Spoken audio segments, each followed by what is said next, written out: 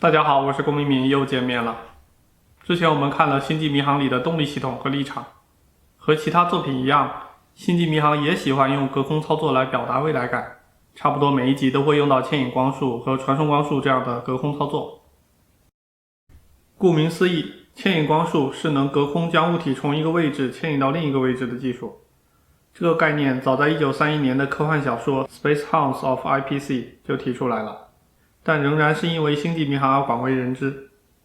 在剧中，牵引光束是个非常常用的标配技术，它向目标物体发射一束能量，接触到物体就能产生牵引力，就像一条看不见的绳子。有用它来拖拽其他飞船、拯救遇险的小艇，甚至让小行星改变轨道等等，在太空探索中帮了很多忙。还有一些非常规的用法，比如在战斗中捕获敌舰，使其失去行动能力。Borg 就喜欢用这种战术，用牵引光束固定住对方，俘虏后同化。但是牵引光束也不是什么都能拖，得有一定强度的才行。TOS 里 Enterprise 因为事故穿越回60年代，试图用牵引光束拖 F-104， 飞机就因为强度不够而解体。在 ENT 时代，人类还没发明牵引光束，而 Vulcan 的一些星舰有，靠这个来炫耀先进性。那时候的 Enterprise NX-01 只能靠抓钩，发射器发出一根缆绳，前端有个磁性锁来吸住物体，但是磁性锁不是什么都能吸得住的，而且缆绳的精度有限，远没有牵引光束来的好用。即便如此，也已经有多次用抓钩救人和捕获敌舰的情况了。和牵引光束相反的是推动光束，它可以把物体推开而不是拉住。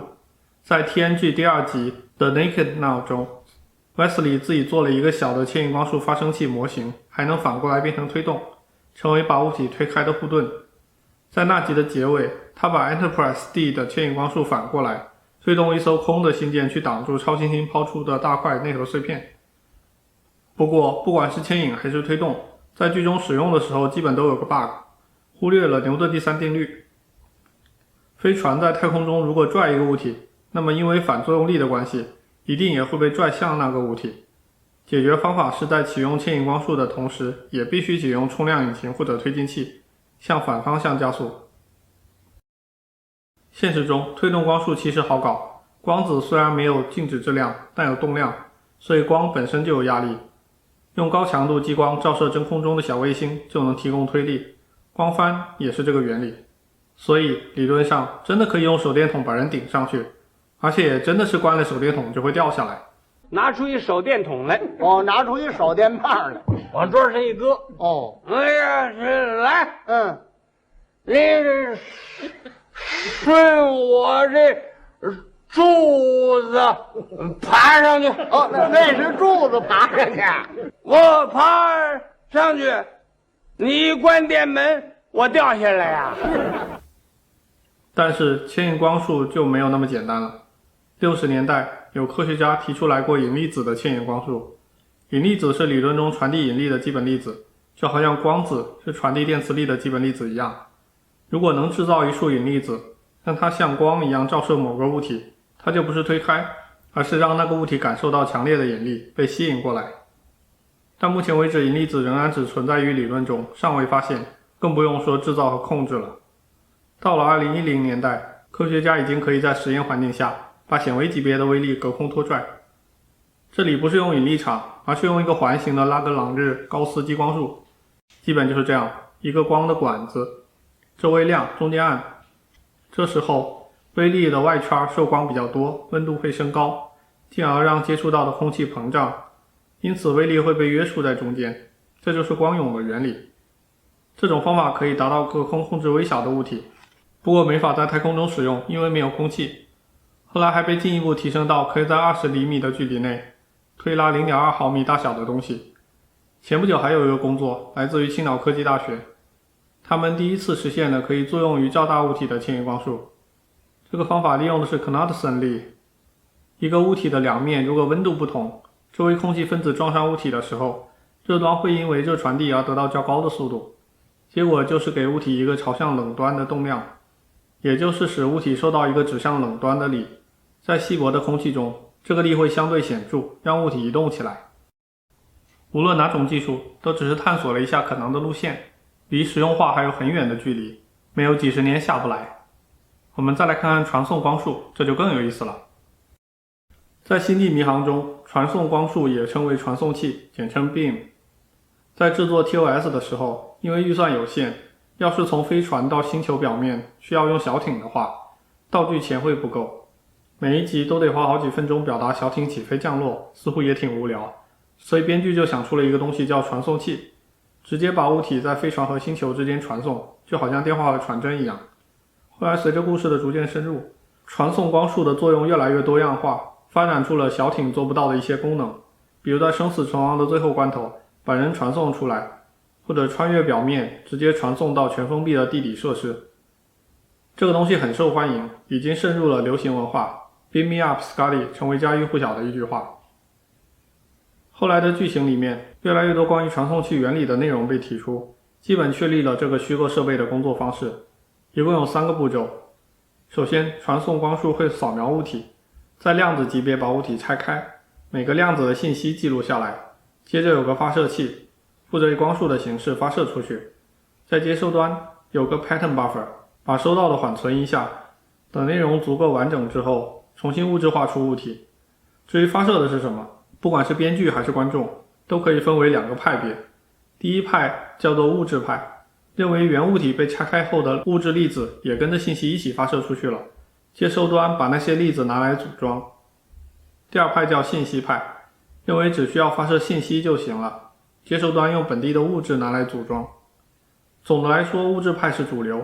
因为更容易解释它的原理，但有的剧情只有用信息派才能解释，比如 Enterprise D 的大副 Riker， 年轻的时候在一个星球出任务，传回星舰时，信号被星球天然产生的扭曲场削弱，为了补偿，用了2个传送光束套在一起来传它，结果有一束反弹回地面，复制了一份 Riker， 2个人在量子级别上都是完全一致的。克克也曾经在传送的时候受到地面特殊矿石的干扰，分解成了2个，有一点不一样的是分成的是一个好人一个坏人。这种情况显然不能用物质派来解释，因为需要的物质翻倍了。还有更离谱的，有一集4个人传送回 Enterprise 的时候出了问题，都重建成了10几岁的状态，记忆还是原先的。既然这样，为什么不干脆搞清楚怎么出的问题，然后把传送器变成长生不老药，时不时传送一下恢复年轻的状态，不是挺好？同样，在 ENT 时代，传送器只是刚开始出现，大部分时候还是靠小艇。很多人对传送器仍然抱有不信任的态度，生怕出问题。到了 DIS 的时候就普遍使用了。TNG 里更说传送器是最安全的旅行方式，非常高效和可靠。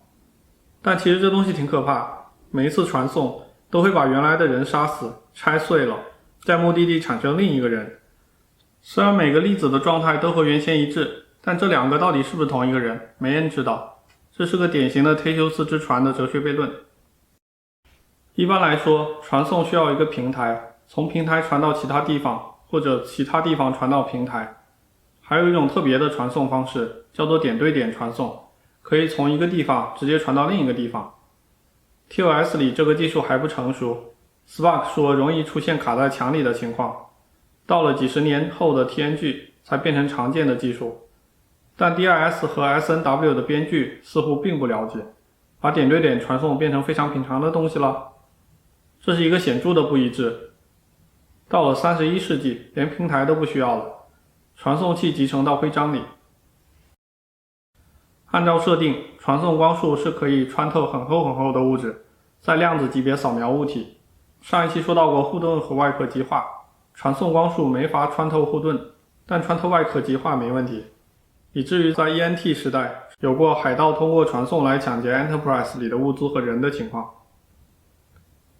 除了基本的传送能力，传送器还集成了一些过滤器，在物质化的过程中可以选择重建什么，过滤掉什么。最常见的是能过滤掉细菌病毒的生物过滤器，还有能过滤掉武器的。不过这里有个明显的 bug， 既然有生物过滤器，那船员感冒了，原地传送一下就好了，为什么要别的治疗？很多手术也不用了，局部重新物质化一下就是了。VOY 里有一次医生用这种方式来接生，但其他地方没怎么提到。虽然传送光速看起来很好，但离现实还很遥远。首先是量子级别的扫描，有个科学上的问题，就是海森堡不确定性原理。量子的两个相关量，它们确定性的乘积大于等于一个常量，比如动量确定性高，位置的确定性就低，所以你没办法同时读取速度和位置。在剧中需要用到幻想的海森堡补偿器来补偿这个不确定性，即便扫描成功，那么数据量会是惊人的，需要极大的空间来存储，极高的运算能力来处理，极强的带宽来传输。即便这些问题都解决了，在接收端组装还需要极高的能量来把物质合起来，或者用更高的能量把信息重建出物质。那么说就真的不可能了吗？也不是。有人就受了星际迷航的启发，在研究传送技术。一种方法称为量子传态，国内翻译成量子隐形传态，是个完全错误的翻译。Tele 是远距离，跟隐形一点关系都没有。提出这个翻译的人秀逗了。这是个信息派的做法，不传递物质和能量。但和剧中不同的是，发送端并不需要检测量子的所有状态，也就不需要补偿不确定性。假设要把量子 A 的状态转移到一定距离之外的量子 B， 需要做的是找一对纠缠的量子 C 和 D， 让量子 C 扫描 A 的量子态就转移到了 C， 又因为 C 和 D 是纠缠的， D 也同时得到了 A 的量子态，接着让量子 B 扫描 D， 转移量子态，这就完成了从 A 到 B 量子态的传送，用量子打败量子。在2014年，量子传态的距离是3米，现在已经可以到上千公里的距离，但是量子态能这么做，却不能自然推广到传送多个粒子。另一种方法用的不是纠缠进行传送，而是玻色爱因斯坦凝聚 BEC， 这种状态的物质也就绝对零度以上100万分之1度，所有原子都落到了最低能态，表现成一个巨大的原子，也只有一个量子态。如果制备一组 BEC 的原子，再让普通物质和它接触，物质中的原子也被冻到 BEC， 那么物质的信息会以光脉冲的形式一下发出来。如果把这束光通过光纤传出去，灌入另一组 BEC 的原子，就完成了大量粒子状态的传送。只是有所有状态不等于和原来的一样，因为不是按顺序组装的。不管是哪种方法，原有物质都会失去信息，也就是被传送的东西会被杀掉，而且要使用的话还早得很，可能需要100年才会有所进展。在剧中，传送器的发明还产生了2个非常重要的副产物，第一是复制机，第二是全息甲板。其实这2个反而简单一些，在现实中可能更早出现，下一期来看看这些。同时，关于传送器里物质和能量转换的细节，也更适合在介绍复制机的时候讲述，这就又可以水一期，聊一期。欢迎继续收看，再见。